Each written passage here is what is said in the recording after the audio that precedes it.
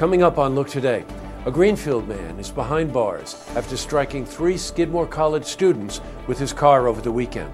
I have the details. Plus, the Fort Edward Board supports the closing of the dewatering facility used by GE to dredge the Hudson River. And Saratoga Springs Mayor Joanne Jepsen is requesting that her opponent, John Safford, remove illegal law signs. I've got details. It's all ahead on Look Today.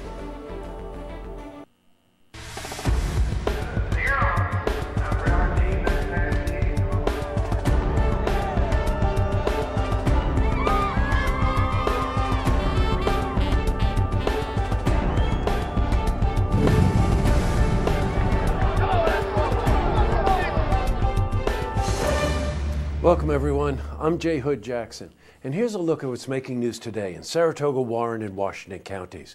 Well, in our lead story, on the eve of local elections throughout the Tri-North counties, the race for Saratoga Springs mayor has continued to be an intriguing matchup. Now, over the weekend, Mayor Joanne Jepsen called for John Safford and the Saratoga PAC to take down illegal lawn signs. Jepsen says that the signs placed along the highway are in violation of the city code. She states that the only signs that can be placed along the highway are ones that provide traffic and safety updates. Jepsen's campaign manager, Will Sherry, said that not only does the Saratoga PAC think they can buy an election with their deep pockets, they also apparently believe they are above the law. Well, don't forget that polls will be open across the region tomorrow, and we will have all the results on Wednesday's broadcast. Changing from news to weather. Some rain fell across the region yesterday. However, skies cleared up and provided for a very nice day. Well, how's the rest of the week shaping up? For the latest, let's head to the Glens Falls Weather Center for a look at your first forecast.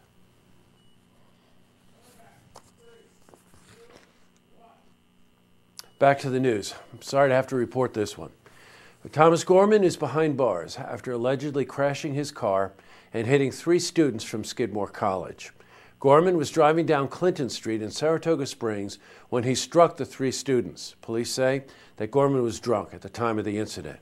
The 3 students, Michael Hedges, Oban Galbraith, and Toby Freeman, were transported to Albany Medical Center. Hedges succumbed to his injuries. The other 2 remain in critical condition. Now, Gorman is being charged with first-degree vehicular manslaughter and aggravated DWI. However, more charges will be brought against Gorman. Now, the accident remains under investigation. Gorman was arraigned and sent to Saratoga County Jail in lieu of $50,000 bail. In other news, the Fort Edward Board will support the closing of the dewatering facility used by GE to dredge the Hudson River. Fort Edward resident Marilyn Pulver Moulthrop asked the Washington County Board of Supervisors to pass a resolution to support shutting down the plant at its October meeting. Well, supervisors chose to table this suggestion till November because Fort Edward supervisor was not at the meeting. Now, Fort Edward Supervisor Mitchell Supernaut supports the decision and says the town board will pass a resolution at its next meeting. The Washington County Board of Supervisors will pass a resolution at its meeting on November 20th. Now, Fort Edward officials would like to turn the site into an industrial park. Also in the news, the City of Saratoga Springs and the Vietnam Veteran War Commemorative Committee announced a tribute event for veterans and their families on November 21st.